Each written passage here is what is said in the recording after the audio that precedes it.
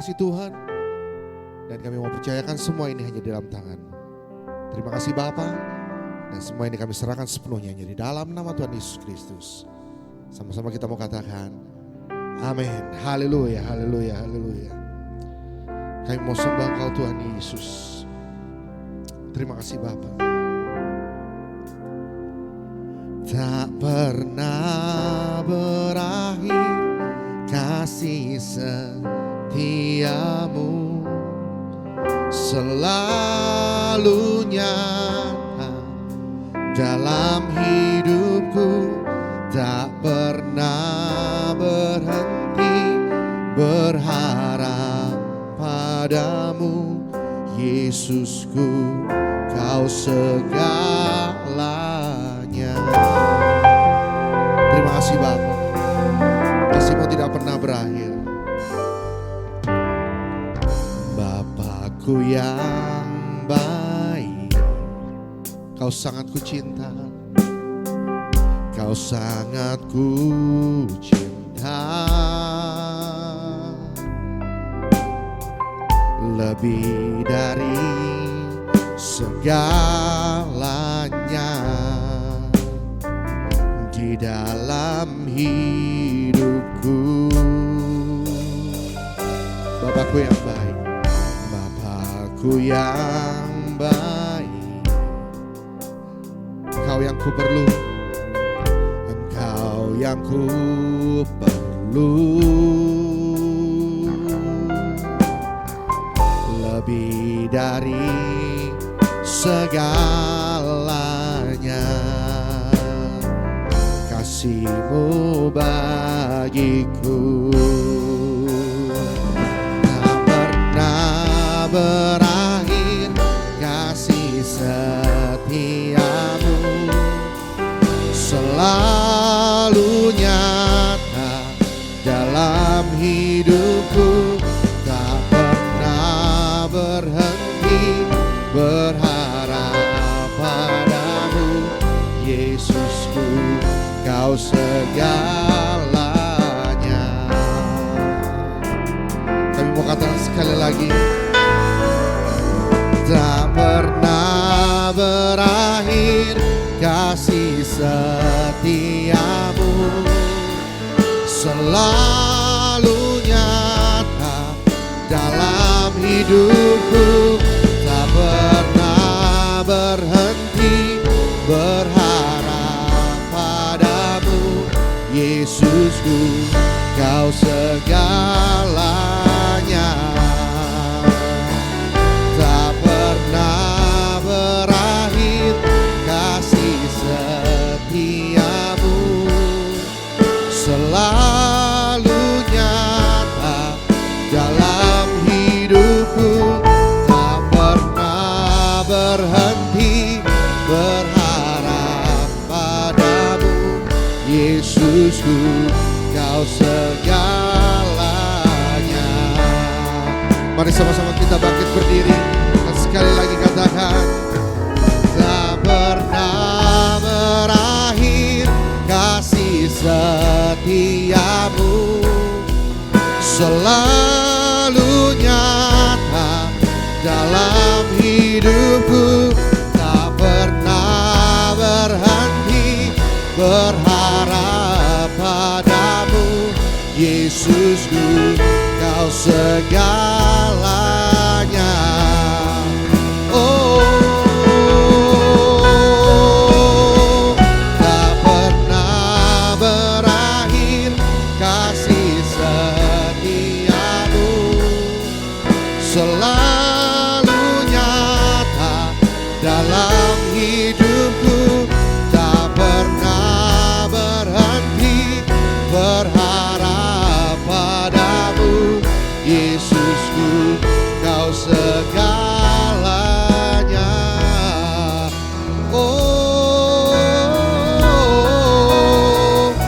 kami sembah Kau,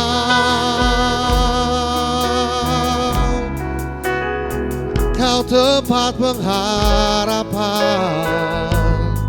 Haleluya, kami sembah Kau. Terima kasih Tuhan, terima kasih Bapa. Yesus Tuhan, Yesus Tuhan, tempat pengharapanku.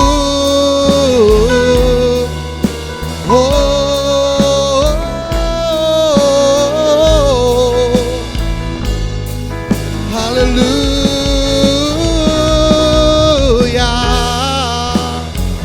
terima kasih buat segalanya.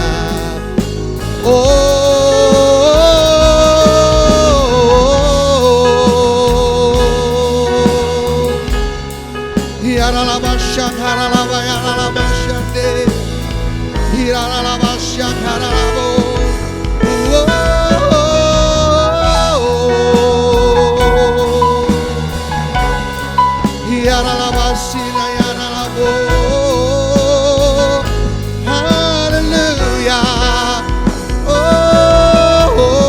Tuhan, kami sembah Kau, Yesus Tuhan. Terima kasih buat segalanya. Oh Bapa, Yesus Tuhan.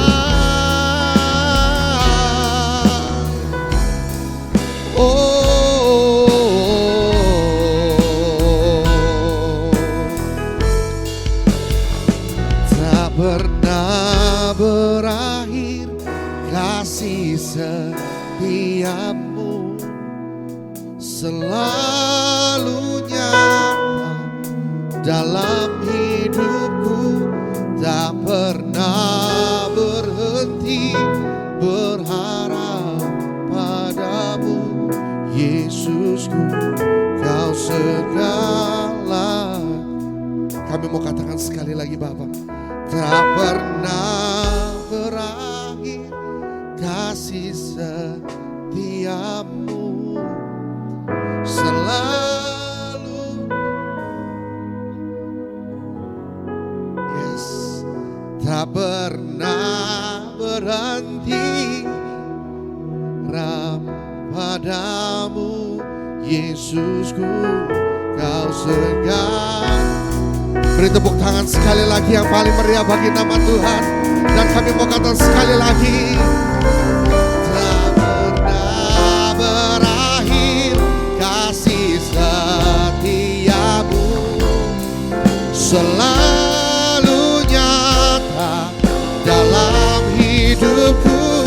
Tak pernah berhenti berharap padamu, Yesusku, Kau segalanya.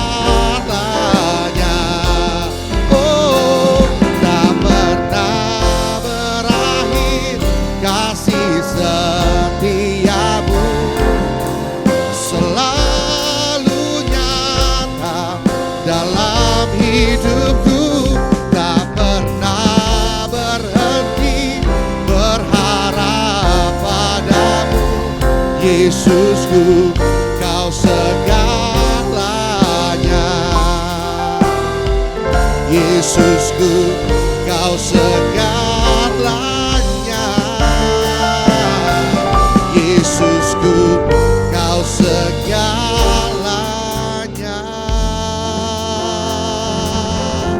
Oh, Kau segalanya, Kau segalanya. Yesus Tuhan,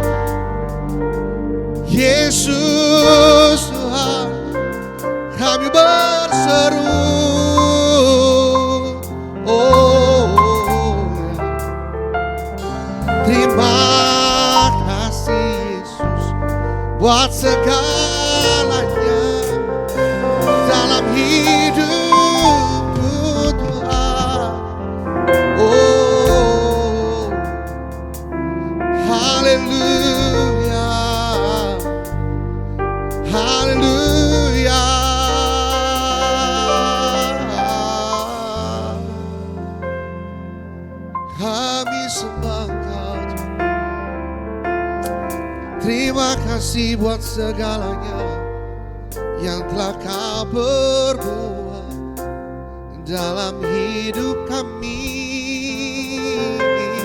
Oh,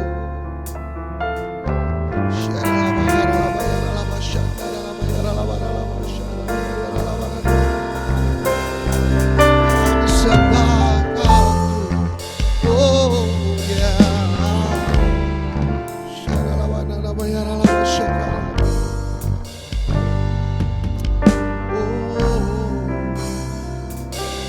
I sing to you, Lord, a hymn of love for your faithfulness to me.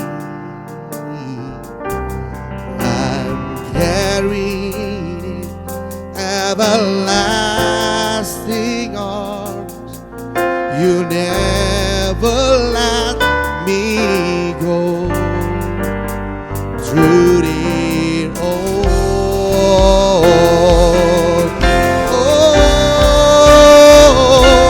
I sing to you, Lord, a hymn of love for your faithfulness to me.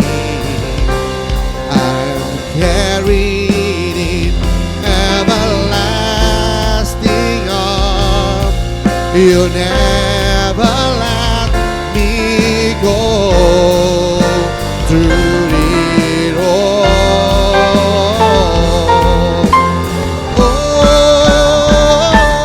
I'll sing to you, Lord, a hymn of love for your faithfulness to me. I'm carried in everlasting arms. You never let me go. Through it all,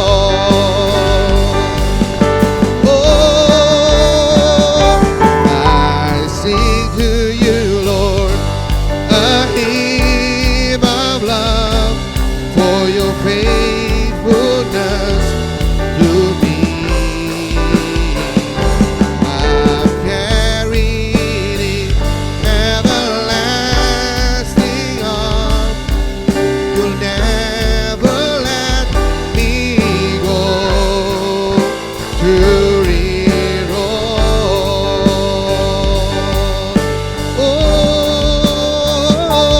I sing to you, Lord, a hymn of love for your faithfulness to me. I'm carried in everlasting arms. You'll never let me go. Through it all,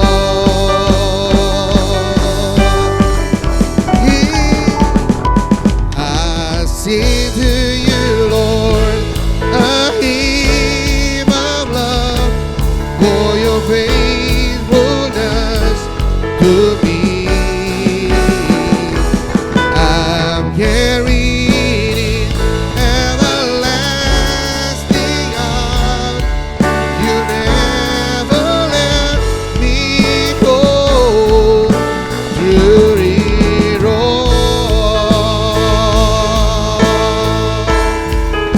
through it all,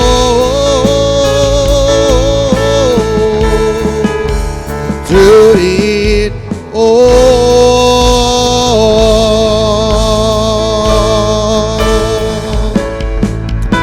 Sekali lagi kami terima kasih Tuhan Yesus atas semua yang sudah Kau lakukan dalam setiap kehidupan kami.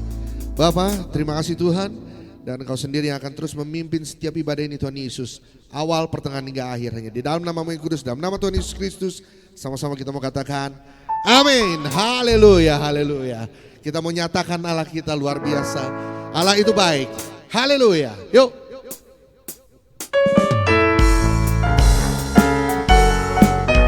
Terima kasih Tuhan Yesus. Kami mau nyatakan setiap kebaikan-Mu Tuhan dalam kehidupan kami. Haleluya.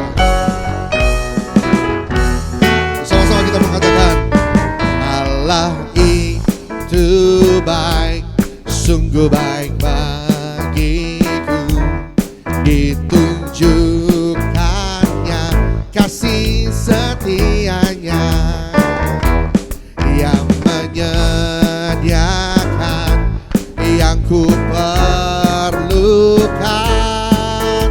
menyatakan kebaikan, menyatakan kebaikan, menyatakan kebaikannya padaku. Sekali lagi yuk katakan, Allah itu baik, sungguh baik bagiku.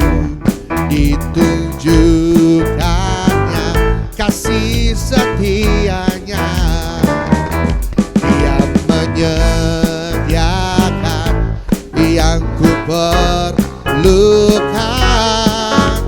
menyatakan kebaikan, menyatakan kebaikan, menyatakan kebaikannya padaku. Sama-sama katakan, kasih setianya tak pernah berubah, dulu, sekarang, dan selamanya. Ajaiblah kuasa dalam namanya, Yesusku luar biasa. Terima kasih Tuhan Yesus, Engkau yang sangat luar biasa baik Tuhan. Sama-sama kita mengatakan, Allah itu baik, sungguh baik bagiku. Ditunjukkannya kasih setianya, Dia menyediakan yang ku perlukan, menyatakan kebaikan, menyatakan kebaikan, menyatakan kebaikan padaku. Sama-sama katakan yuk, kasih setianya tak pernah berubah, dulu, sekarang, dan selamanya. Ajaiblah kuasa dalam namanya, Yesusku luar biasa. Yuk katakan lagi, kasih setianya tak pernah berubah, dulu, sekarang, dan selamanya. Ajaiblah kuasa dalam namanya, Yesusku luar. Katakan lagi, kasih setianya yuk, kasih setianya tak pernah berubah, dulu, sekarang, dan selamanya. Ajaiblah kuasa dalam namanya, Yesusku luar biasa. Yesusku luar biasa. Lagi, Yesusku luar biasa. Haleluya. Terima kasih Tuhan Yesus. Haleluya. Puji nama Tuhan. Silakan duduk Bapak Ibu sekalian. Puji nama Tuhan. Sebelum kita mendengar firman Tuhan, mungkin ada yang minggu ini ada yang mau kesaksian mungkin? Ada? Bu Hedi mungkin? Hah? Apa yang kan pasti kan ada yang Senin, Selasa, Rabu, Kamis, Jumat. Apa gitu? Ada Ibu Christine atau Ibu Desi mungkin? Pada malu-malu ya. Ya sudah, oke. Baik, mari kita siapkan hati kita. Kita mau ingat kasihnya Tuhan. Terima kasih Tuhan Yesus.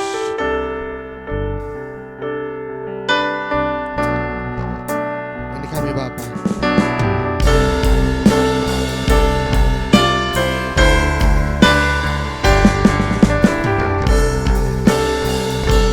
Kami mengingat setiap kebaikan-Mu Bapa.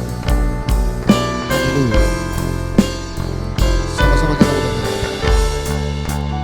Begitu besar kasih-Mu Bapa, Kau berikan anak-Mu yang tunggal.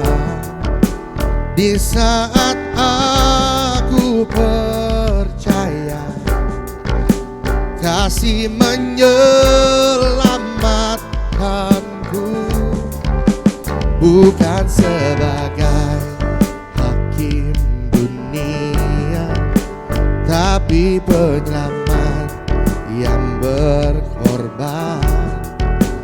Untuk diriku Kau tebusku, kasih menyelamatkanku. Ingat kasih-Nya yang mengubah hidupku, ingat kasih-Nya yang selalu ada. Kasih Yesus, kasih Yesus bagiku. Ingat bilur-Nya, ingat bilur-Nya yang sembuhkan lukaku, ingat salib-Nya yang menebus aku. Kasih Yesus, kasih Yesus bagiku. Terima kasih Tuhan Yesus.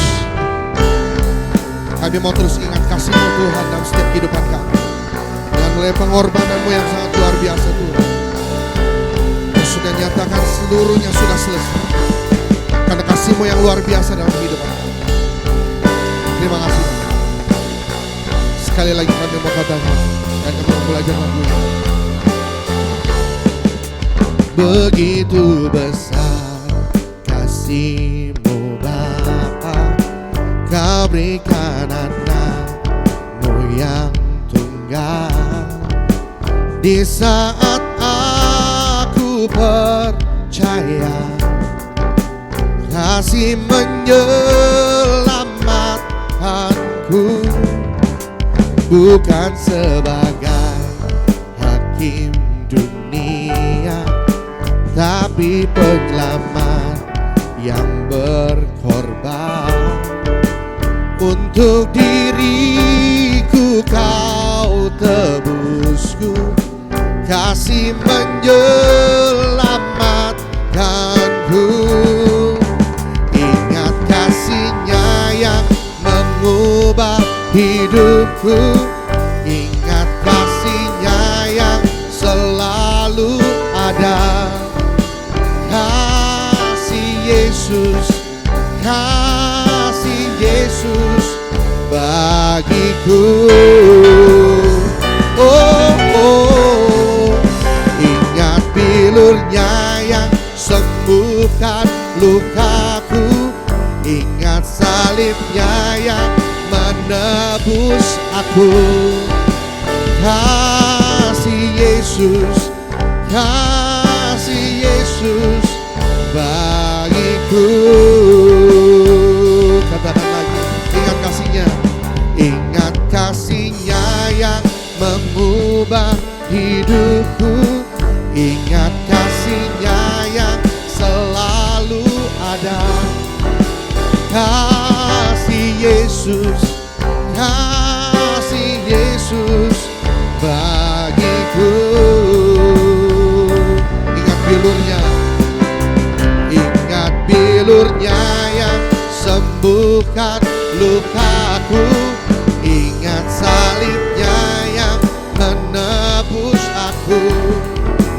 Kasih Yesus, kasih Yesus bagiku.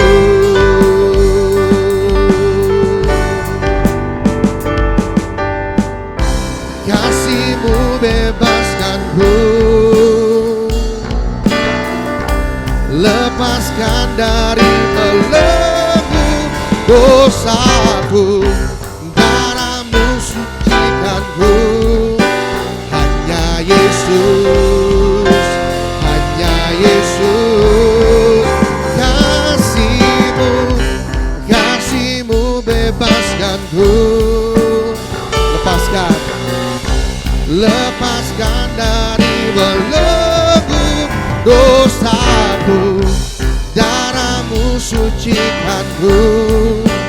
Hanya Yesus, hanya Yesus.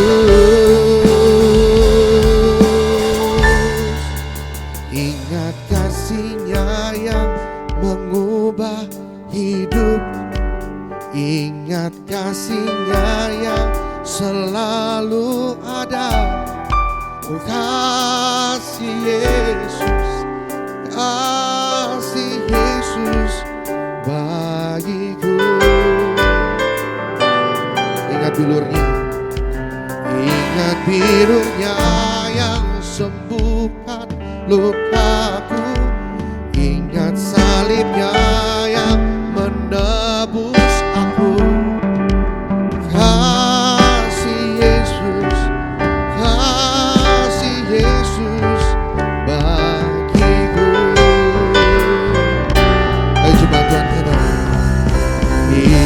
Kasih-Nya yang mengubah hidup.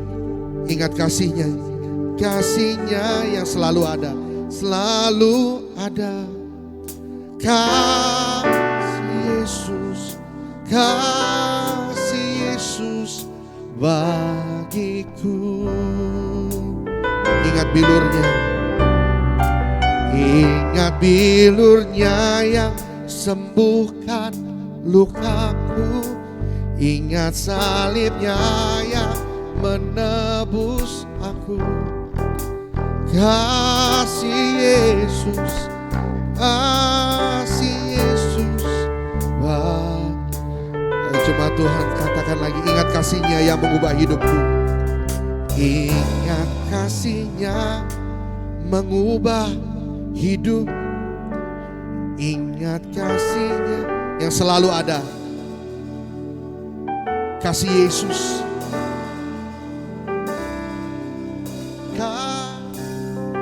bagiku.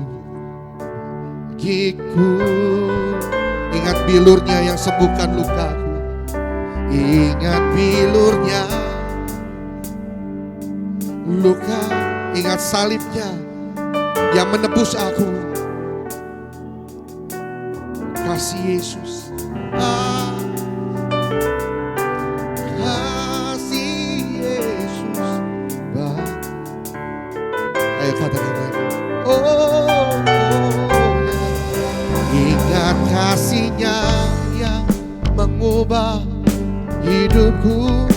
Ingat kasih-Nya yang selalu ada.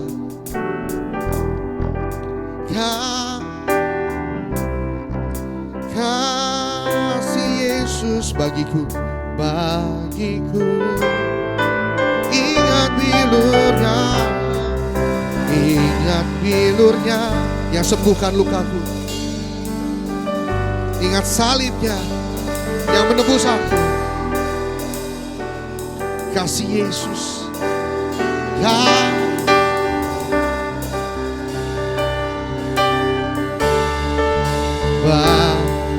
mari sama-sama kita bangkit berdiri dan sekali lagi kita mengatakan, ingat kasih-Nya yang mengubah hidupku. Ingat kasih-Nya yang selalu ada. Kasih Yesus, kasih Yesus bagiku. Ingat bilurnya yang sembuhkan lukaku. Ingat salibnya yang menebus aku. Kasih Yesus, kasih Yesus bagiku.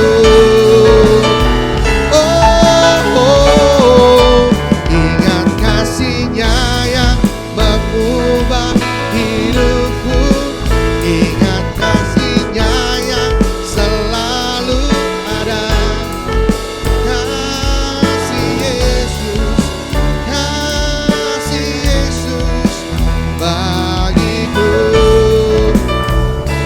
bilurnya, ingat bilurnya yang sembuhkan lukaku, ingat salibnya yang menebus aku.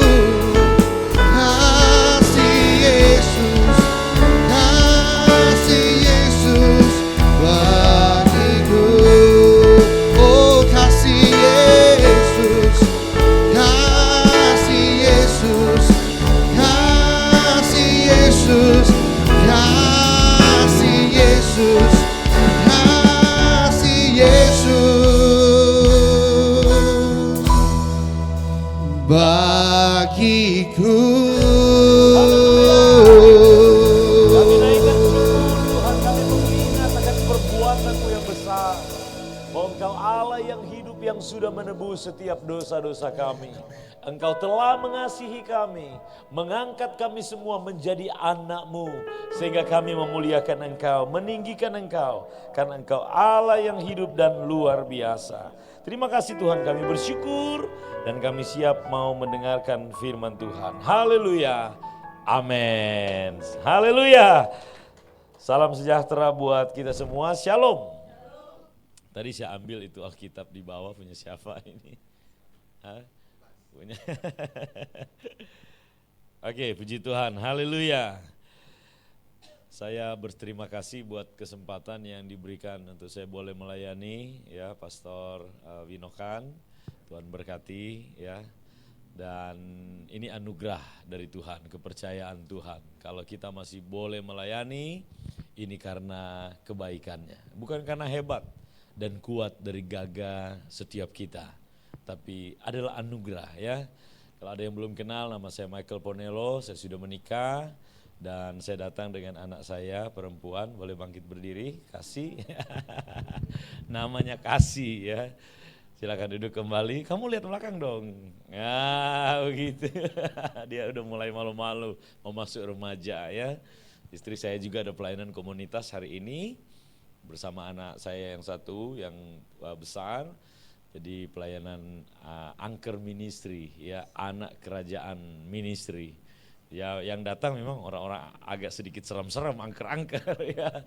Tapi ada Tuhan yang mengubahkan setiap kehidupan mereka ya. Jadi saya bersyukur dan saya senang sekali dengan tema dari komunitas ini ya, Grace Community. Wah luar biasa ya. Saya akan sampaikan kebenaran firman Tuhan mengenai kasih karunia ditinjau dari mulai perjanjian lama. Kasih karunia adalah pemberian Allah, hadiah daripada Allah. Yang sebenarnya manusia tidak mampu atau tidak punya hak untuk menerima itu. Manusia kan punya satu yang namanya keterbatasan.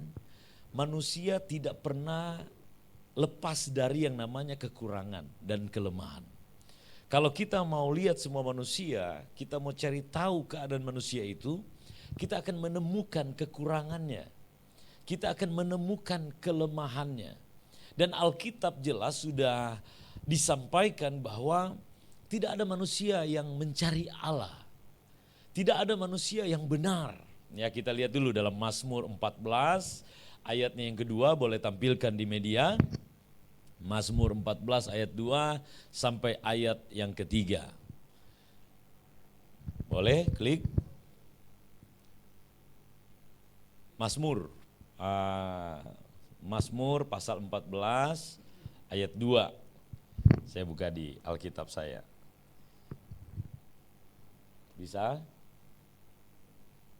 Oke, nggak apa-apa. Sudah, ini ya biar semua jelas bahwa ada di media. Ini kenyataan manusia ya yang dilihat oleh Tuhan. Tuhan memandang ke bawah dari sorga kepada anak-anak manusia untuk melihat. Ayat 3. Ayat 3. Bisa? Ini. Untuk melihat apakah ada yang berakal budi, apakah ada yang mencari Allah. Itu di ayat 2 tadi, enggak di ini semuanya ya. Ayat 3. Mereka semua telah menyeleweng, semuanya telah bejat, tidak ada yang berbuat baik, seorang pun tidak. Nah, inilah keadaan manusia dari pandangan Allah. Nah, kita lihat di dalam kitab Kejadian. Kejadian pasalnya yang ke-6, ayatnya yang ke-5, kita boleh baca mulai. Kejadian pasalnya yang ke-6, ayat 5. Nah, demikian firman Tuhan. Ketika Tuhan melihat bahwa kejahatan manusia begitu besar di bumi, dan ini Alkitab ini terjemahannya beda. Ternyata yang saya ambil ya. Angan-angan mereka terus-menerus memikirkan hal yang jahat sepanjang hari. Kalau kita lihat di sini. Ketika dilihat Tuhan bahwa kejahatan manusia besar di bumi dan bahwa segala kecenderungan hatinya selalu membuahkan kejahatan semata-mata. Saudara, perhatikan kecenderungan. Garis bawahi ini, kecenderungan adalah hal yang tidak disengaja mau dibuat, tapi kita bisa buat. Manusia memiliki kecenderungan ketika manusia sudah makan buah pengetahuan yang baik dan yang jahat, manusia tanpa dengan sengaja mau melakukan yang jahat itu ada padanya. Ini kenyataan manusia. Nah, namun Allah di dalam kemahakuasaannya dan Allah adalah kasih, Allah tidak langsung membunuh manusia lalu menciptakan manusia yang lain. Memang Tuhan pernah berikhtiar mau membunuh semua manusia, saudara ya. Kalau kita lihat di ayat selanjutnya ini, ayat 6-7, dikatakan bahwa dia mau membinasakan semua makhluk hidup, semua manusia. Ya, berfirmanlah Tuhan, aku akan menghapuskan manusia yang telah kuciptakan itu dari muka bumi. Baik manusia maupun hewan dan binatang-binatang melata dan burung-burung di udara, bahwa aku menyesal bahwa aku telah menjadikan mereka. Kata menyesal di sini bukan berarti kegagalan Allah. Tapi kata menyesal di sini adalah isi hati Allah yang mengasihi manusia dan dia tidak mau sebenarnya untuk mau memusnahkan semua manusia. Karena yang ditimbulkan hati manusia adalah jahat. Allah mau membinasakan semua manusia. Tapi hal itu tidak terjadi. Kenapa? Karena ada kasih karunia Tuhan. Kita lihat ayat selanjutnya. Ini dia. Ayat yang ke-8. Makanya kita hidup ini karena kasih karunia dimulai dari perjanjian lama ini, saudara. Tetapi apa? Nuh mendapat kasih karunia di mata Tuhan. Kalau kita lihat konteks ayat yang kita baca dari ayat 5, semua manusia punya kecenderungan dosa. Berarti termasuk dengan Nuh. Nuh juga tidak lepas dari kekurangan, tidak lepas dari kelemahan, tidak lepas juga dari dosa. Bersama dengan keluarganya. Namun Nuh ini mendapat kasih karunia di mata Tuhan, dan kasih karunia ini membawa Nuh untuk hidup bergaul dengan Allah. Seringkali kita baca ayat ini terpisah langsung di ayat 9 karena perikopnya jadi berbeda kan? Ya, terpisah oleh perikop. Nah, kita lihat ayat 9. Inilah riwayat Nuh. Nuh adalah seorang yang benar dan tidak bercela di antara orang-orang sesamanya. Dan Nuh itu hidup bergaul dengan Allah. Jangan langsung kita ambil ayat 9 ini. Lihat dulu ayat 8. Jadi kasih karunia dulu, baru dinyatakan Nuh hidup benar. Kasih karunia dulu, baru dinyatakan bahwa Nuh hidup tidak bercela. Kasih karunia dulu, baru dikatakan bahwa Nuh itu hidup bergaul dengan Allah. Inilah berbicara yang namanya kasih karunia. Nuh diberikan kasih karunia, dan tujuan daripada kasih karunia adalah membawa manusia untuk memuliakan Allah. Kita semua ini, kenapa kita memuji memuliakan Allah? Karena kasih karunia Allah. Saya sadar Tuhan sudah mati buat saya. Saya sadar Tuhan sudah menebus dosa saya. Dan saya harus hidup untuk memuliakan Dia. melakukan perintahnya yaitu kasih. Lalu saya terus mau berjuang untuk mau terus menyenangkan hatinya. Kehidupan kita boleh beribadah ini karena kasih karunia Allah. Haleluya. Kita boleh melayani Tuhan. Aduh, saya kalau mau bersaksi gak pantas saya berdiri di sini, saudara. Saya banyak dosanya. Dulu saya pengedar narkoba, hidup di dunia preman, ya trafficking, saya jual orang, bukan jual barang, jual orang, ya. Saya hidup di dalam dunia mafia, di dalam kejahatan.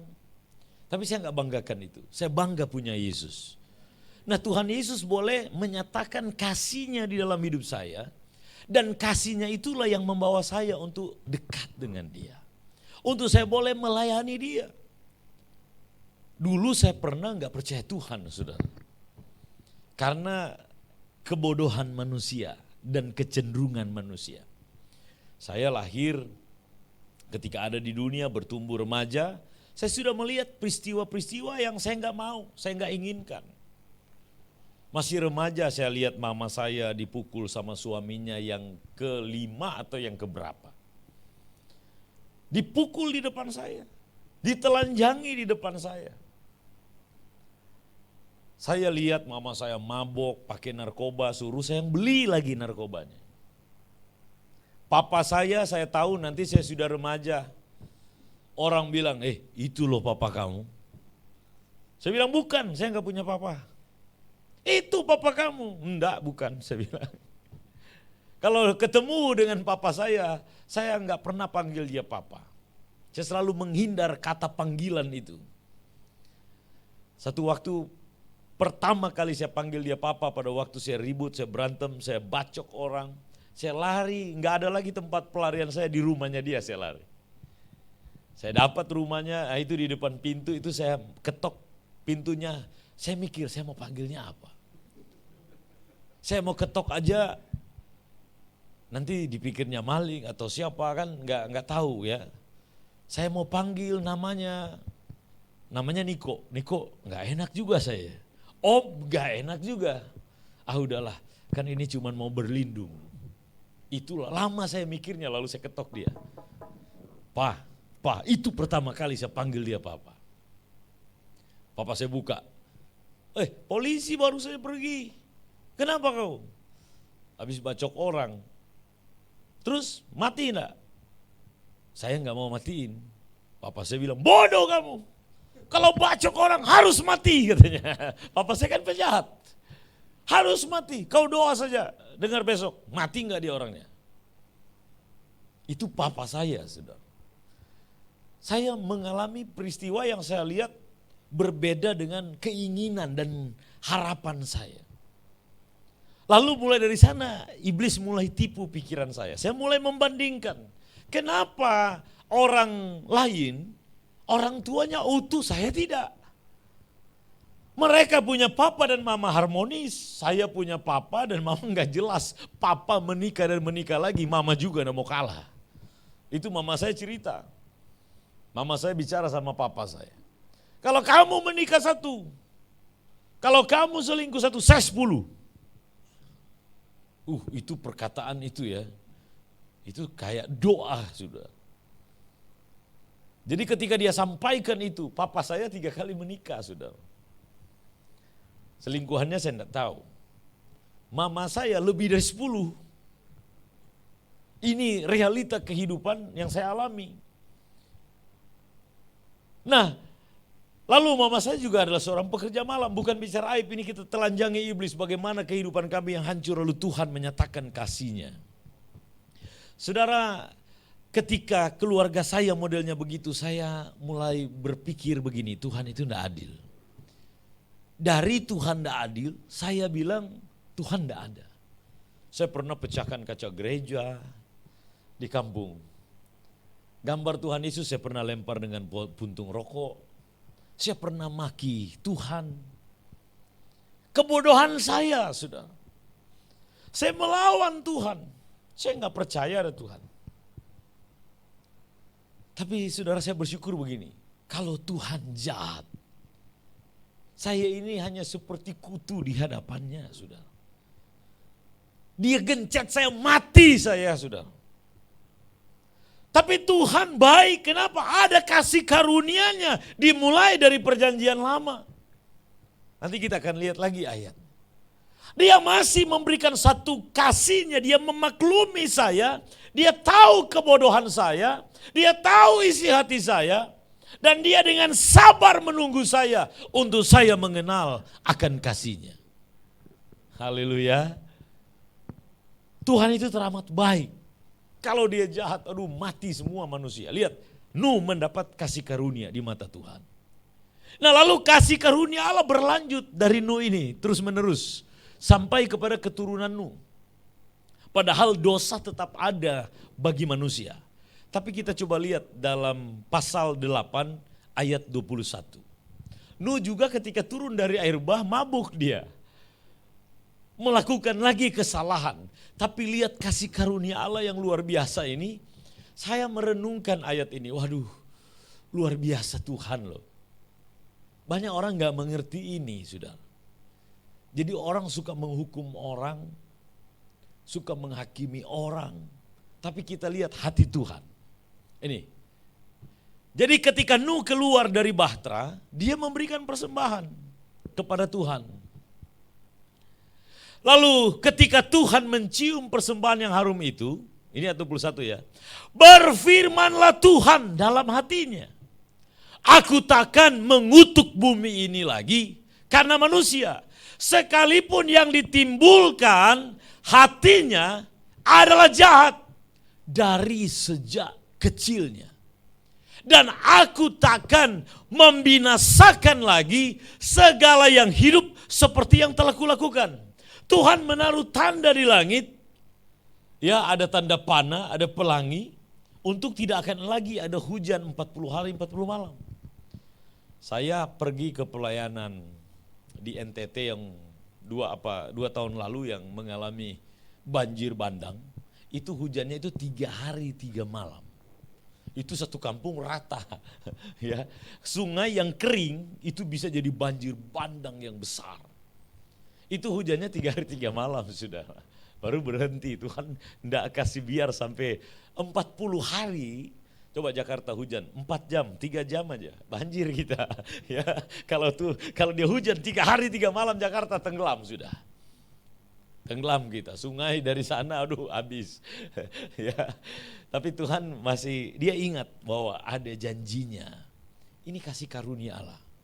Sekalipun yang ditimbulkan hatinya adalah jahat. Saya enggak pernah ajar anak saya bohong, saudara. Saya enggak pernah ajak anak saya berantem. Saya punya anak ini kasih, saya sudah jadi hamba Tuhan, lalu saya punya anak. Saya mendidik dia, saudara. Saya ajar dia sesuai firman. Saya tidak pernah mengajarkan dia bohong. Sini kasih, naik sini. Papa mau tanya, sini. Gak apa-apa, cepat. Ya kamu kan ikut pelayanan sama Papa, sini. Naik, iya dari situ boleh. Nah, kasih, kamu pernah bohong gak? Pernah. Siapa yang kasih ajar? Enggak ada. Saudara gini, saya tuh gak pernah ngajarin dia bohong. Tapi dia bisa bohong. Gak pernah saya ajarin dia berantem.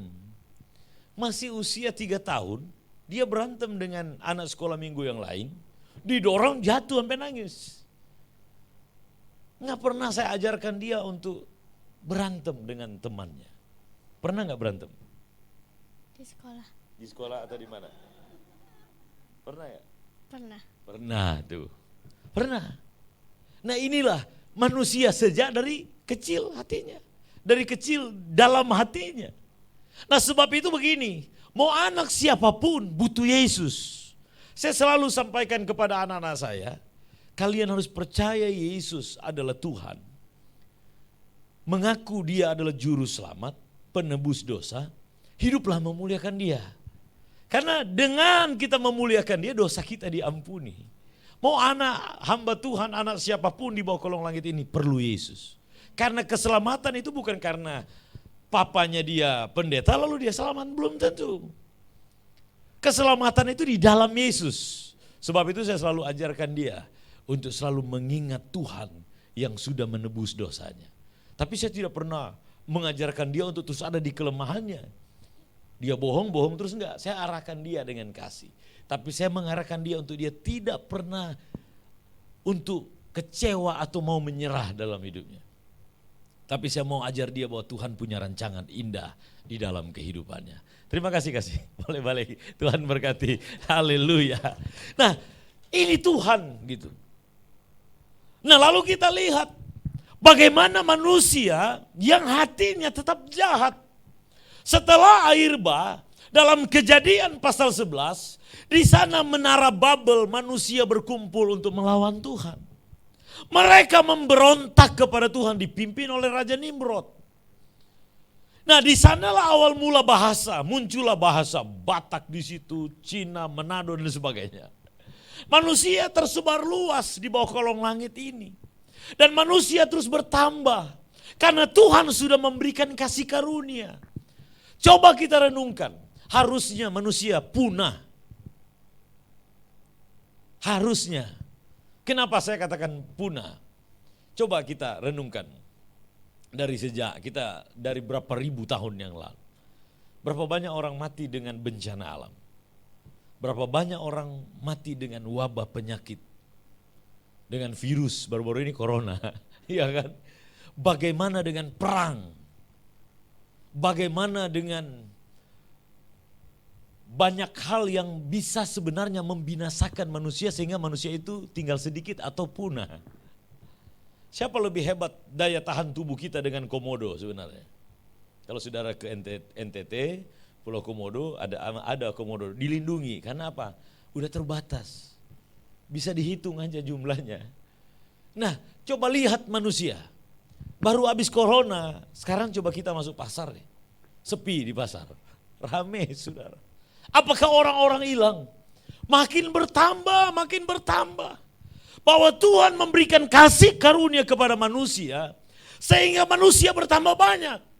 Namun bukan hanya sampai di sana, tapi Allah juga merancangkan yang namanya penyelamatan. Karya keselamatan Allah ditujukan untuk semua orang. Semua manusia telah berdosa dan kehilangan kemuliaan Allah. Dalam perjanjian lama. Tapi Allah menunjukkan kasihnya kepada orang-orang yang berhak, yang mau dia pilih, dipakai dalam perjanjian lama. Dia berulang kali berbicara kepada manusia. Kita lihat dalam Ibrani pasal pertama. Kita mulai masuk ke perjanjian baru. Ibrani pasal 1 ayat 1 sampai ayat 3. Firman Tuhan. Nah, setelah pada zaman dahulu Allah berulang kali dan berbagai cara berbicara kepada nenek moyang kita. Tampilkan terus ya. Karena dia ternyata enggak langsung muncul semuanya. Ada ayat pasal pertama kayaknya. Belum selesai tadi, yang pasal 1 itu di bawahnya masih ada itu. Nah, ini kan berbicara kepada nenek moyang kita dengan perantara nabi-nabi. Ayat 2. Maka pada zaman akhir ini Ia telah berbicara kepada kita dengan perantaraan anaknya yang telah Ia tetapkan sebagai yang berhak menerima segala yang ada. Oleh Dia Allah telah menjadikan alam semesta. Ayat 3. Ia adalah cahaya kemuliaan Allah dan gambar wujud Allah dan menopang segala yang ada dengan firman-Nya yang penuh kekuasaan. Dan setelah Ia selesai mengadakan penyucian dosa, Ia duduk di sebelah kanan yang maha besar di tempat yang tinggi. Saudara lihat dalam ayat pertama, ayat kedua sampai ayat yang ketiga begini. Allah berulang kali berbicara. Ini kasih karunia. Untuk apa Dia berbicara? Dia berbicara untuk mau memperkenalkan dirinya kepada manusia. Dia berbicara untuk mau menyatakan kuasa dan kasih-Nya kepada manusia berulang-ulang kali. Seperti orang tua menegur anak. Pasti enggak hanya 1-2 kali. Pasti berulang kali. Dengan kesabaran. Haleluya. Nah, Allah berulang kali berbicara kepada manusia. Sampai Dia harus berbicara dengan cara Dia Allah yang harus menjadi manusia, yaitu Yesus. Duduk di sebelah kanan di sini bukan berarti Yesus bukan yang maha besar. Kalau di ayat-ayat lain duduk di sebelah kanan Allah, bukan berarti Yesus bukan Allah. Di sebelah kanan ini berbicara Allah menyatakan segala kuasa kepadanya. Yang Yesus katakan di dalam Matius 28 ayat 16, 17, 18 bahwa kepadaku telah diberikan segala kuasa. Itu makna duduk di sebelah kanan. Jadi makna duduk di sebelah kanan ini bukan letter luck kita mengartikan oh di sebelah kanan Yesus ada di sebelah kanan, Allah di sebelah kiri, Yesus bukan Allah, bukan begitu. Ini adalah bahasa kiasan yang diadopsi dalam Mazmur 110. Di sebelah kanan bicara Allah menyatakan kekuasaannya, jadi orang tidak pernah melihat Allah tapi melihat Allah di dalam Yesus. Karena Yesus adalah wujud Allah. Duduk di sebelah kanan dan dia yang berkuasa di sorga dan di bumi. Haleluya. Dia yang akan datang kembali. Nah, manusia ketika percaya kepada dia mendapatkan keselamatan. Kalau kita lihat di dalam Roma pasal 3 ya ayat 23, upah dosa adalah maut. Ya coba tampilkan aja, ini bagian-bagian terakhir. Bahwa kasih karunia ini memberikan hidup yang kekal. Tampilkan. Roma 3 ayat 23 sampai 25. Nah, karena semua orang telah berbuat dosa dan telah kehilangan kemuliaan Allah, ayat 24. Dan oleh apa? Kasih karunia telah, ini iblis itu tidak suka itu telah. Ya, iblis itu selalu berkata kepada kita belum. Tapi Alkitab mencatat telah. Jadi telah dibenarkan dengan cuma-cuma. Karena penebusan dalam Kristus Yesus, ayat 25. Kristus Yesus yang telah ditentukan Allah menjadi jalan pendamaian karena iman dalam darahnya. Hal ini dibuatnya untuk menunjukkan keadilannya. Karena ia telah membiarkan dosa-dosa yang dahulu terjadi. Dosa-dosa yang telah terjadi dahulu kepada masa kesabarannya. Ini kasih karunia Allah. Kasih karunia Allah ini ada tujuan Allah memberikan itu. Tujuannya itu sebenarnya bersekutu begini sudah, ibadah. Tujuan kasih karunia diberikan adalah kita bersekutu, memuliakan Allah dan menyatakan kasih kepada sesama. Jadi jangan salah paham tentang kasih karunia. Banyak orang salah paham dengan kasih karunia, berpikirnya kalau sudah terima kasih karunia bebas hidup kita, mau melakukan apa aja boleh. Bukan demikian. Kasih karunia ini membawa kita dekat dengan Allah. Haleluya. Membawa kita memuliakan Allah. Membawa kita kepada keselamatan kehidupan yang kekal.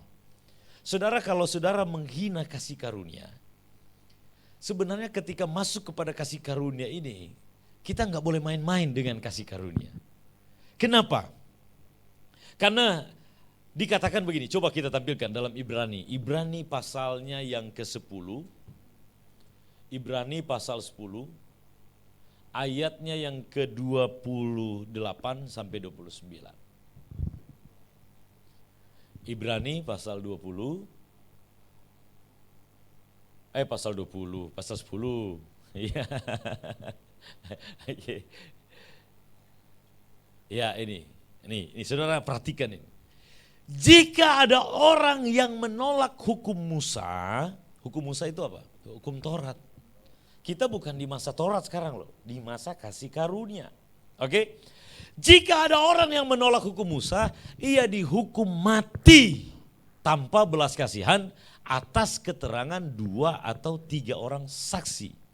Kalau kita menolak hukum Taurat, hukumannya hukuman mati di zaman Taurat itu, ya. Nah, kita lihat betapa lebih beratnya hukuman yang harus dijatuhkan atas dia yang menginjak-injak anak Allah, yang menganggap najis darah perjanjian yang menguduskannya dan yang menghina kasih karunia. Sudah lihat sini. Maksudnya apa? bagaimana kita itu dijatuhkan hukuman yang berat ketika kita menghina roh kasih karunia atau tidak menghargai kasih karunia. Bagaimana kita disebut kategori tidak menghargai kasih karunia. Kita undur beberapa ayat. Kita lihat ayat 25. Banyak orang itu tidak ambil ini secara kontekstual. Ya, coba kita lihat ayat 25. Firman Tuhan bilang begini, janganlah kita menjauhkan diri dari pertemuan-pertemuan ibadah kita seperti dibiasakan oleh beberapa orang.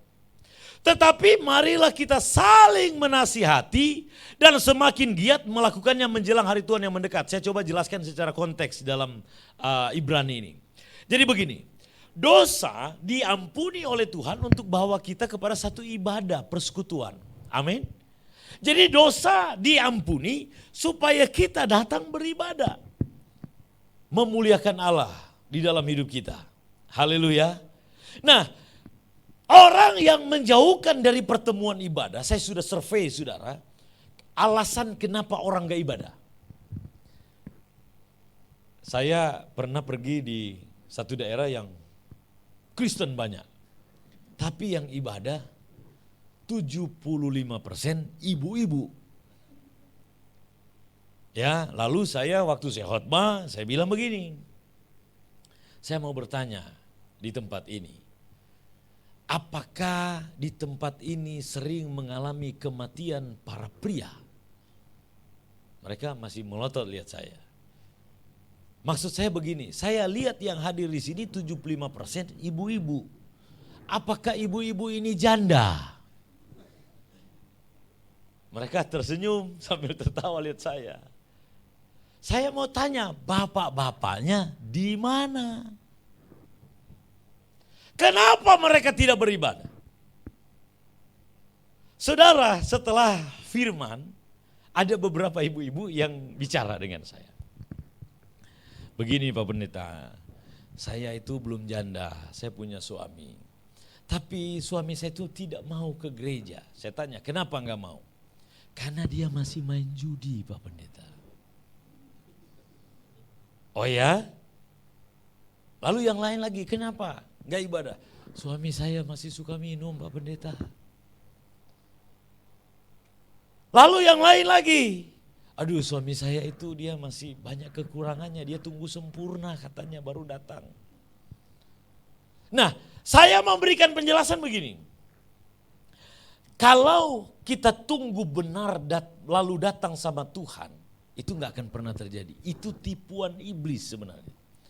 Saya bilang sama ibu-ibu itu, nanti tunggu ayam tumbuh gigi, baru mereka datang ke gereja kalau konsep pemikiran mereka begitu.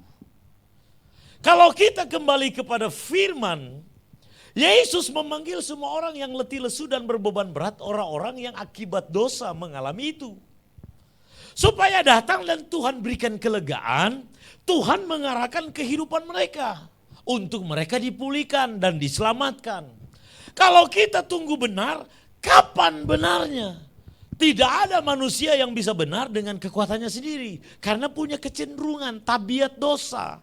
Yang baik yang mau kita lakukan, yang jahat ada pada kita. Manusia hanya memikirkan dirinya sendiri. Gak bisa kita benar. Nah lalu bagaimana untuk kita bawa mereka ke Tuhan? Saya kasih rumusnya. Saya tanya sama satu ibu, Bu, suami ibu kalau main judi jam ibadah pagi atau sore? Sore jam 3. Nah ya sudah, kan ibadah pagi jam 9. Ajak ibadah dulu. Tapi dia masih main judi. Ibu dengan hikmat membawa suami ibu datang sama Tuhan begini. Ibu panggilnya papa atau yang atau apapun itu. Panggil dia, papa ayo ibadah. Dia pasti ngomong, aduh kamu aja lah, sore saya mau main judi. Kan sore, ini kan pagi, ibadah dulu. Nanti sore baru main judi. Dia tanya sama saya, emang boleh begitu Pak Pendeta? Saya jawab, boleh. Oh, masa Tuhan kompromi dengan dosa? Dengar dulu saya jelaskan. Begini Ibu, Kalau dia datang ibadah jam 9 pagi, dia akan dengar firman. Pujian akan dinaikkan, ada hadirat Tuhan turun. Kemungkinan 99% ada harapan untuk suami ibu diubahkan di dalam ibadah. Karena ibadah itu mengandung janji. Ketika pujian dinaikkan, Roh Kudus sedang bekerja, firman Tuhan diberitakan, Roh Kudus dan firman mengubahkan suami ibu. Sorenya ada dua kemungkinan. Dia akan main judi atau dia akan bawa ayam-ayam untuk judi itu untuk dipotong dan dibawa ke pastori. Dia bertobat. Jadi begini, orang-orang tidak ibadah kenapa? Merasa berdosa. Orang-orang tidak ibadah paling banyak saya cari, aduh Pak Pendeta, saya itu maaf Pak masih kerja malam. Saya kan pelayanan anak-anak dunia malam.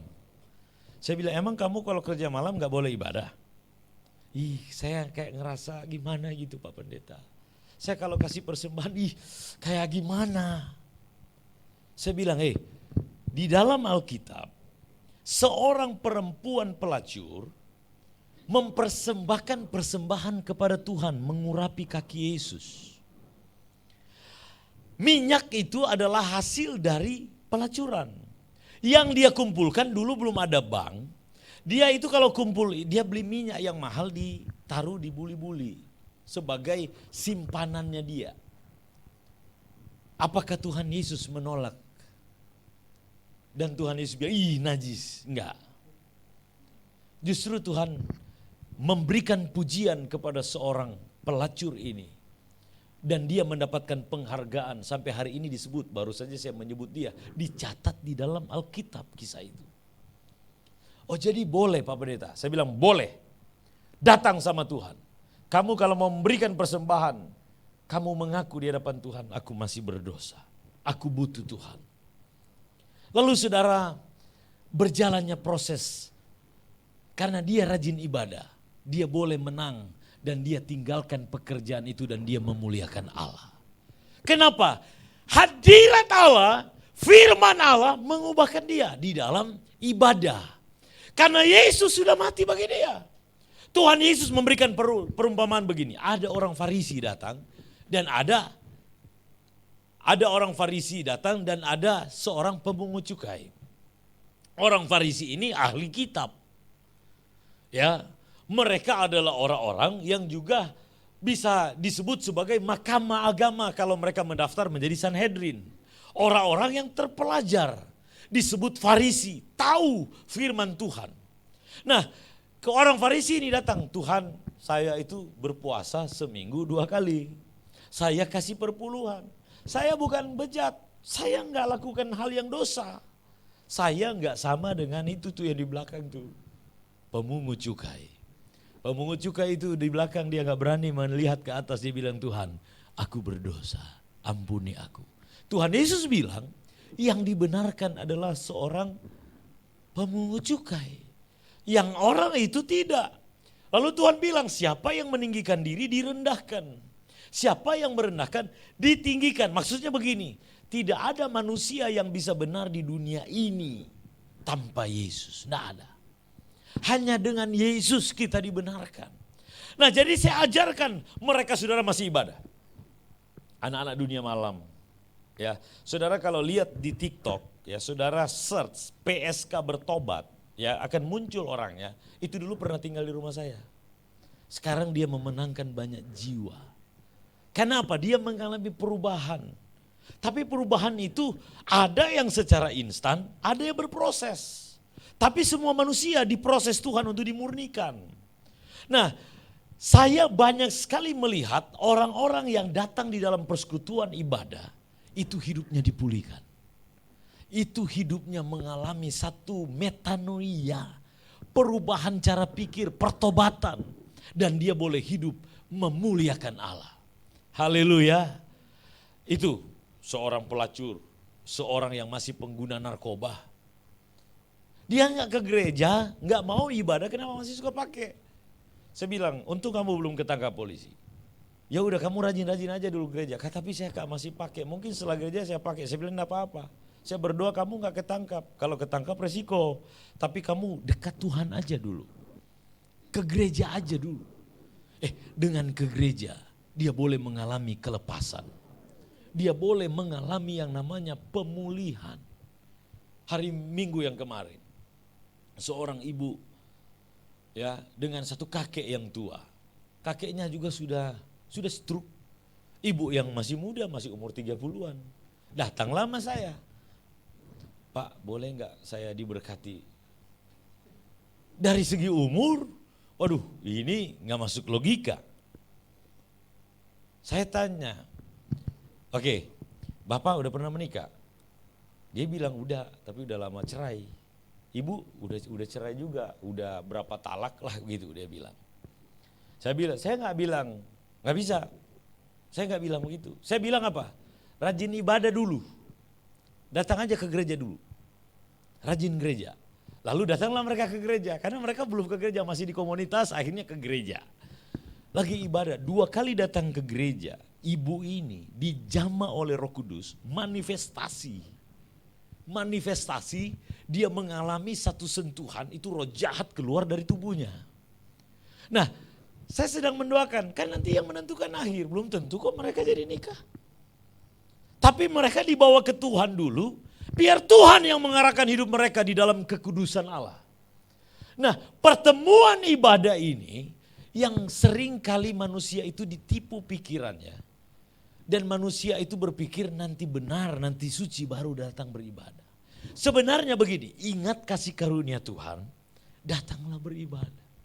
Orang yang menjauhkan diri dari ibadah, orang itu sama dengan sengaja berbuat dosa. Lihat ayat selanjutnya, lihat ayat 26. Dalam kontekstual ini.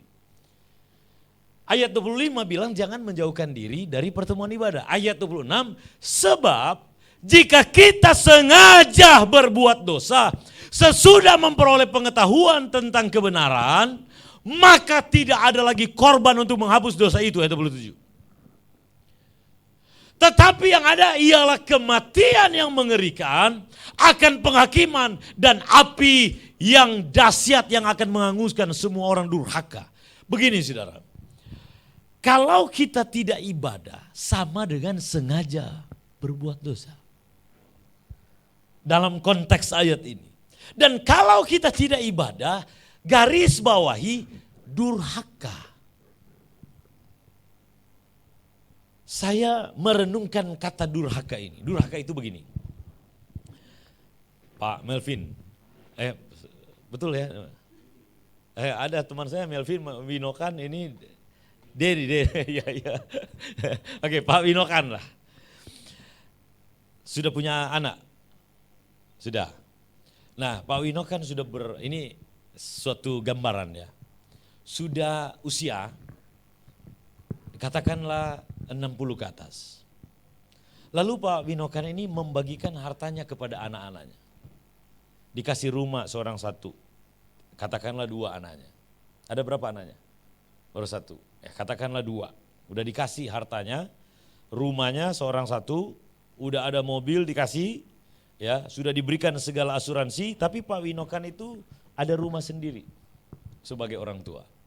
Nah, anak-anak ini sudah menerima warisan. Lalu anak-anak ini enggak datang sama bapak, lihat seminggu sekalipun enggak. Mereka itu ada di dalam rasa bersalah mereka. Aduh, saya kan masih ada kekurangan. Saya kan masih ada kelemahan. Pak Winokan tunggu-tunggu enggak ada satupun yang datang. Bagaimana perasaan bapak? Sedih kan? Bisa dikategorikan nanti anak-anak itu disebut durhaka. Karena mereka enggak datang sama bapak. Nah, gambaran Tuhan, dia sudah serahkan nyawanya untuk semua orang. Lalu dia sudah katakan, kalau nyawanya saja diserahkan, masakan yang lain tidak. Dia juga mencukupkan keperluan kita. Dia juga memberikan garansi keselamatan, mati pasti masuk surga. Lalu kita gak pernah datang sama dia. Betapa durhakanya kita. Saya doa dia, saya sampaikan firman Allah di hadapan preman-preman. Ibadah preman-preman saya buat. Dengan tim luar biasa, anugerah Tuhan. Kumpul penjahat semua saudara. Waktu bikin acara temanya saya suruh rubah. Karena temanya itu begini, Tuhan Yesus sayang mantan penjahat. Nah sementara yang hadir bukan mantan, masih penjahat saudara. Saya bilang sama panitia, janganlah berkamuflase dusta begitu dengan tema. Tulis saja Tuhan mengasihi penjahat. Ada kok ayatnya, aku mengasihi orang berdosa. Oh jangan, nanti kita gak dikasih izin katanya. Saya bilang kalau saya rubah aja. Gak apa-apa, ibadah kok ini untuk penjahat. Memang penjahat gak boleh beribadah. Justru Tuhan datang untuk orang berdosa. Ibadah khusus untuk orang-orang penjahat agar mereka diubahkan dan memuliakan Allah. Tapi tetap temanya, oke gak apa-apa. Tapi saya sampaikan pada waktu di KKR yang datang, ada yang pakai topi koboi, ada yang bawa senjata tajam, ada yang bawa senjata api. Betul saudara. Tapi di dalam ibadah saya menyampaikan kasih karunia Allah. Bahwa di dalam Yesus ada pengampunan. Dan pengampunan itu membawa pemulihan untuk kita memuliakan Allah.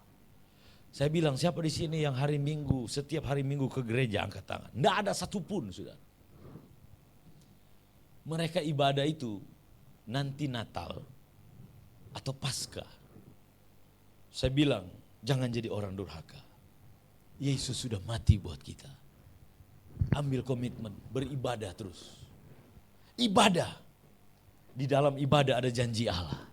Di dalam ibadah ada urapan Tuhan yang mengubahkan. Akhirnya mereka rajin ibadah. Sekarang banyak dari mereka udah mulai bersaksi. Haleluya. Nah ini sebenarnya konsep kebenaran yang kita harus mengerti. Tapi yang terjadi hari-hari ini, kita itu kalau lihat orang berdosa datang, kayak kita merasa orang-orang yang belum mengerti kasih karunia. Bahkan memberikan penolakan. Misalkan ada orang datang beribadah, apalagi mau pelayanan, jangan kasih pelayanan. Pelayanan hanya untuk orang suci. Saya mau sampaikan pelayanan milik semua orang. Orang berdosa berhak juga untuk melayani. Saya lihat itu orang mabuk nolong orang. Tuhan Yesus kan berikan gambaran begini. Ada seorang Samaria yang dia di dalam perjalanan dia menolong seorang yang ada jatuh kepada perampok. Sebelumnya lewat apa? Ahli Taurat. Dia lihat dia sibuk, dia lewatin. Orang Farisi dia lewat. Lewat orang berdosa. Orang berdosa ini menolong orang ini. Membawanya ke penginapan. Lalu membayar semua yang harus dibayar, yang diperlukan. Lalu memberikan dia obat. Dan dia berkata, kalau kurang nanti saya balik, saya tambah. Tuhan Yesus bilang, siapa yang diselamatkan? Siapa yang benar? Orang Samaria yang murah hati. Siapa orang Samaria? Adalah orang yang dicap berdosa. Yang kawin campur. Yang gak benar di mata orang Israel. Kita kembali kepada Alkitab. Makanya saudara, saya itu sampai hari ini, saya tidak mau mengusir orang. Di rumah sampai hari ini masih ada 11 orang tinggal. Narkoba, anak orang dunia malam, tinggal di rumah saudara. Saya memberikan mereka kesempatan. Enggak, saya selalu katakan tidak semua orang benar-benar nanti pulih. Tapi mereka yang buka hati dengan hadirat Tuhan, mereka dipulihkan. Menjadi alat Tuhan dan dipakai oleh Tuhan secara luar biasa. Sampai hari ini sudah berapa tahun orang itu keluar masuk di rumah. Tapi sebagian besar mereka boleh menjadi penginjil, boleh melayani Tuhan. Dan bahkan mereka dipakai Tuhan di dalam pelayanan. Bukan saya yang mengubahkan mereka, tapi kasih Tuhan yang mengubahkan mereka. Nah saudara, jangan ada yang menjauhkan diri dari pertemuan ibadah. Kenapa? Kita sengaja itu berbuat dosa, kita bodoh, gak ngerti bahwa Tuhan sudah mati buat kita. Lalu kita disebut durhaka. Lalu juga kita menghina roh kasih karunia. Firman Tuhan katakan, semakin banyak dosa, semakin besar kasih karunia. Untuk apa? Membawa kita dekat dengan Tuhan, bukan untuk terus hidup dalam dosa. Perhatikan, tujuan kasih karunia membawa kita dekat dengan Tuhan supaya kita melakukan perintah Tuhan. Apa perintah Tuhan? Perintah Tuhan itu tidak banyak, hanya satu. Kalau dijabarkan yang satu ini, tapi kalau saya garis umum semuanya firman Tuhan bilang perintah Tuhan itu tidak banyak. Tuhan bilang bukan setiap orang yang berseru kepadaku Tuhan, Tuhan akan masuk dalam kerajaan sorga. Melainkan mereka yang melakukan kehendak Allah. Apa itu kehendak Allah? Perintah Allah. Perintah Allah itu cuma satu. Boleh lagi baca ayat? Masih ada waktu, saya itu sudah selesai. Masih ya? Ini udah paling terakhir deh. Ya, tapi sekali 3 ayat langsung saya mau buka karena ini penting. Coba saudara baca Yohanes 13 ayat 34. Ini perintah Tuhan. Tapi banyak orang tidak lakukan ini. Baik di dalam gereja, dalam berkomunitas yang diuji ini. Yohanes 13 ayat 34. Ini perintah baru. Aku memberikan perintah baru kepada kamu.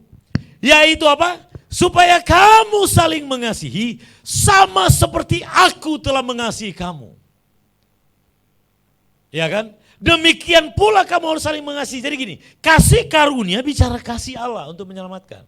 Nah, orang yang sadar bahwa dia menerima kasih Allah, dia pasti hidup di dalam kasih. Haleluya. Saya karena sadar, saya dulu kan sering ditolak orang. Pernah diusir dalam gereja, pernah. Nah, setelah saya jadi hamba Tuhan, saya nggak pernah mau menolak orang yang datang. Orang HIV aja saya tampung, saudara. Tapi saya tahu HIV nggak menjangkitkan dengan kontak fisik kecuali melakukan hubungan suami istri. Tapi kalau kontak fisik minum segelas enggak, saudara. Jadi saya tampung orang yang udah penyakit pun saya tampung. Orang begini, saudara. Kalau dia udah datang, ya. Bulan lalu masih ada satu ibu bawa anak, Pak, boleh enggak saya tinggal sini? Saya bilang, udah lahir anaknya. Dulu saya ingat saya pernah doakan dia waktu dia hamil. Dia bilang mau tinggal, tapi saya tahu dia orangnya agak begini. Dia punya peristiwa yang menyedihkan lah, jadi narkoba dan sebagainya. Saya kasih tinggal di rumah. Saya terima gitu. Dia tinggal di rumah mengalami kasih. Karena gini, saya pernah ditolak. Dulu saya memberontak. Ketika saya ngerti kasih Allah itu mengubahkan saya untuk apa? Hidup di dalam perintah Tuhan, yaitu kasih. Haleluya. Tuh, sebagaimana Tuhan mengasihi kita, demikian kita harus mengasihi. Sebagaimana kasih karunia Allah diberikan kepada kita kan. Kita memberikan juga kesempatan kepada orang lain. Kita lihat lagi Yohanes pasal 15 ayat 12. Yohanes 15 ayat 12. Nah, inilah perintahku. Gak banyak kan perintah Tuhan? Yaitu supaya kamu saling mengasihi seperti aku telah mengasihi kamu. Bagaimana Tuhan mengasihi kita? Demikianlah kita mengasihi. Hanya ini, kok perintah Tuhan? Dijabarkan kasih kan, bisa kasih itu sabar, murah hati, itu baru jadi banyak. Tapi kalau inti, satu kasih. Gak ada lain perintah Tuhan.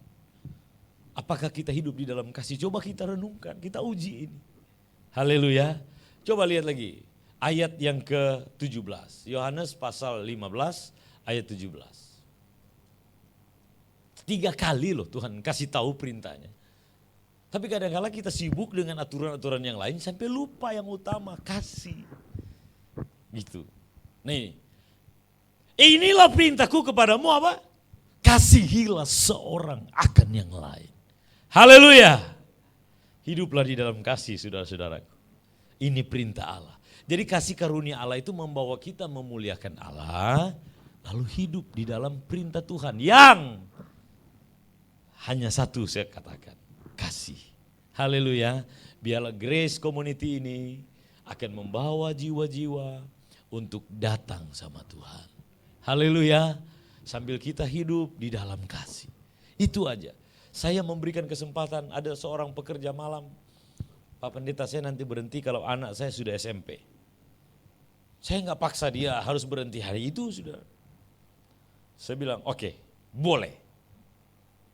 Anaknya udah kelas 5 SD waktu itu. Berarti ada 2 tahun untuk dia lulus dari SMP. Berarti 2 tahun itu kerja malam tapi rajin ibadah. Saya suruh singer. Betul, saya kan pelayanan komunitas. Singer dia, orang lain enggak tahu kalau dia masih kerja malam.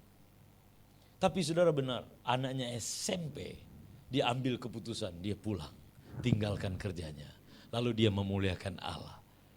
Haleluya. Ini dalam pelayanan penjangkauan ya. Saya nggak tahu kalau gereja lain kan punya standar-standar. Oh ini masih ngerokok nggak boleh.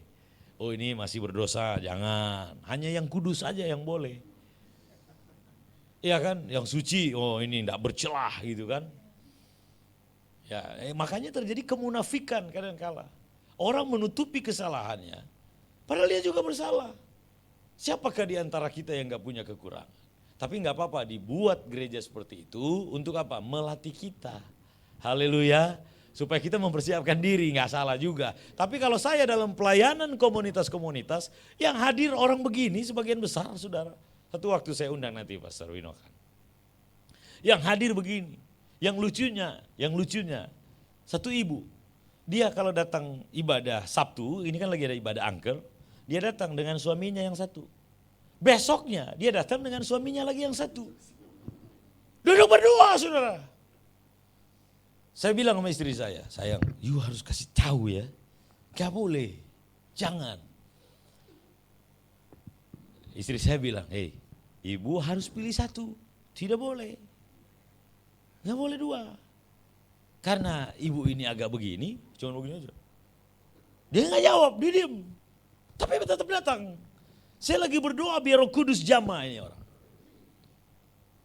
Tuhan pulihkan. Kami pelayanan itu orang-orang, maaf saudara, yang aduh. Nanti saudara bisa, nanti saya rindu Pastor Winokan nanti satu waktu bisa datang. Bikin pelayanan angker anak kerajaan. Happy community. Happy ini apa? Singkatan dari hidup aku punya Papi Yesus. Tapi dulu orang yang suka happy di dunia malam. Orang yang punya diskotik, orang-orang rusak.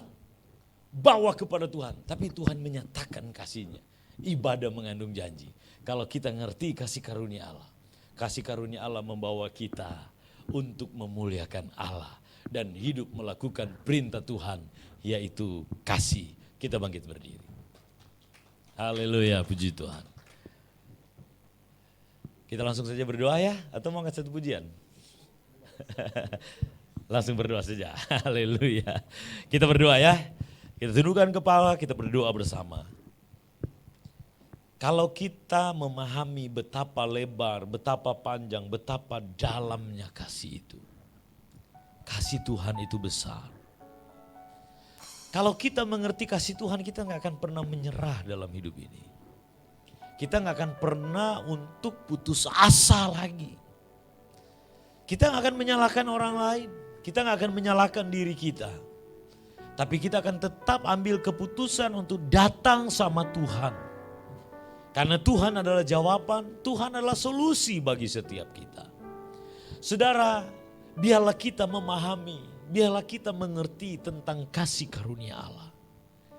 Tetaplah datang kepada Tuhan.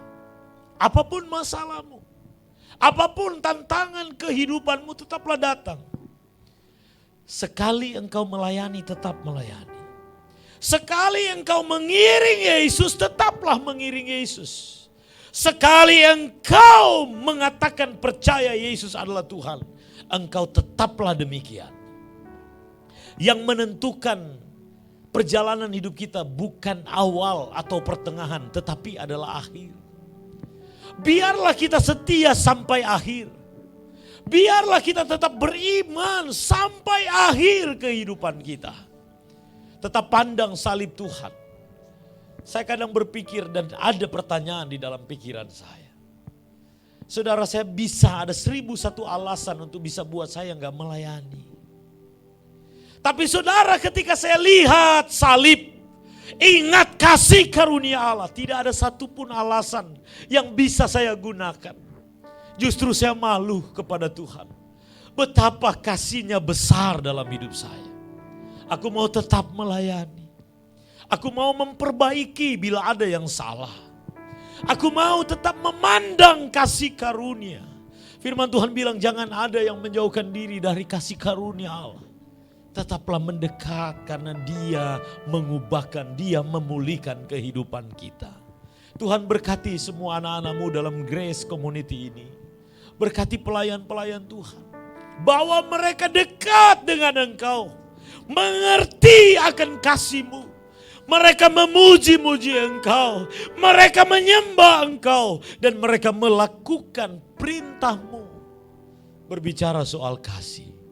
Ajari kami untuk terus setia di dalam kasih. Janganlah kasih kami menjadi dingin Tuhan.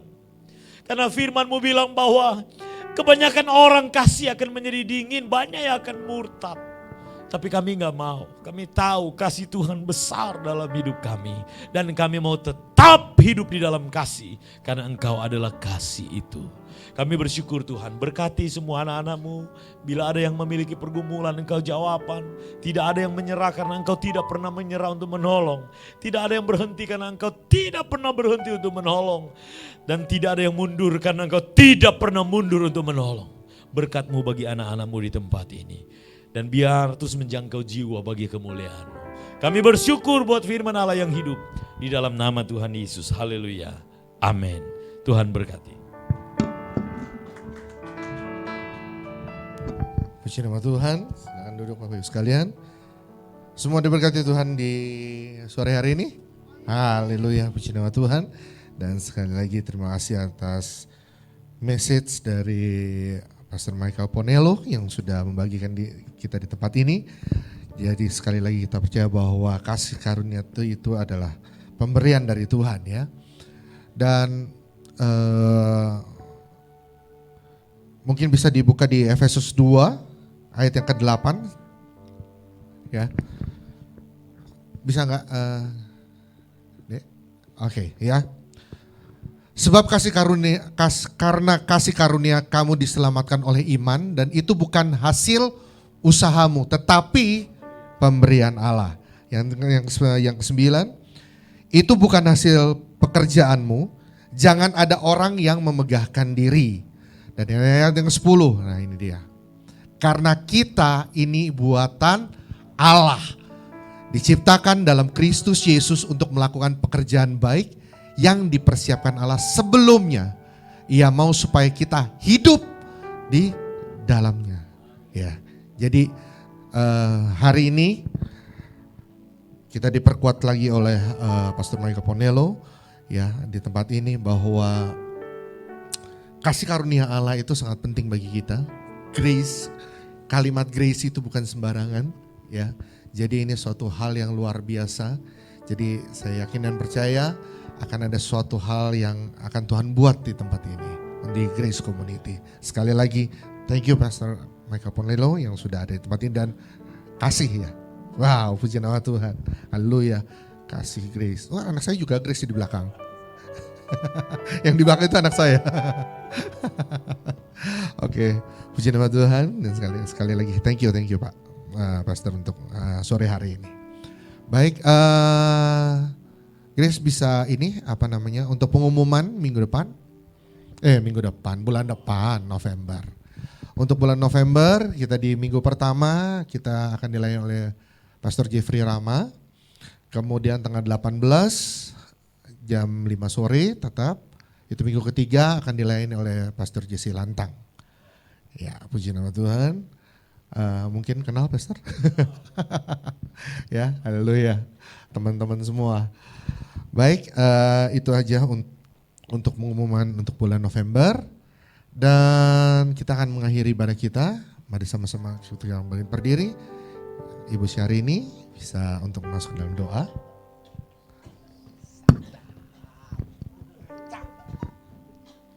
Mari kita satu dalam doa. Segala pujian, hormat, syukur kami naikkan kepadamu Bapa yang baik. Karena di malam hari ini kami telah diteguhkan kembali iman kepercayaan kami. Terima kasih Tuhan buat hambanya Pastor Michael Ponelo yang telah meneguhkan kami di malam hari ini. Biar kiranya kasih karunia pengurapan selalu ada pada hamba-Mu ini Tuhan. Berkati keluarga besarnya, berkati anak-anaknya, berkati dimanapun mereka berada. Apapun yang menjadi pekerjaan mereka Tuhan berkati berlipat-lipat kali ganda. Terpuji-pujilah nama-Mu. Tahun depan nanti di bulan Februari tanggal 14 Tuhan, kami serempak bangsa Indonesia akan mengadakan pemilihan umum. Kami yakin dan percaya Tuhan, setiap pemimpin yang ada di bangsa ini, Engkau Allah yang bekerja, yang menyatakan isi hati-Mu bagi bangsa ini. Terima kasih Tuhan, terima kasih Bapa yang baik. Begitu juga dengan Grace Community ini Tuhan.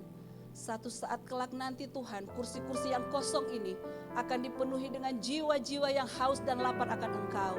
Jiwa-jiwa yang selalu akan haus dan rindu mendengarkan kebenaran firman-Mu Tuhan. Terima kasih Bapa yang baik. Terima kasih Tuhan. Kami serahkan seluruh kehidupan kami dalam tangan-Mu yang penuh kasih. Dalam nama Yesus, haleluya. Amin. Puji nama Tuhan.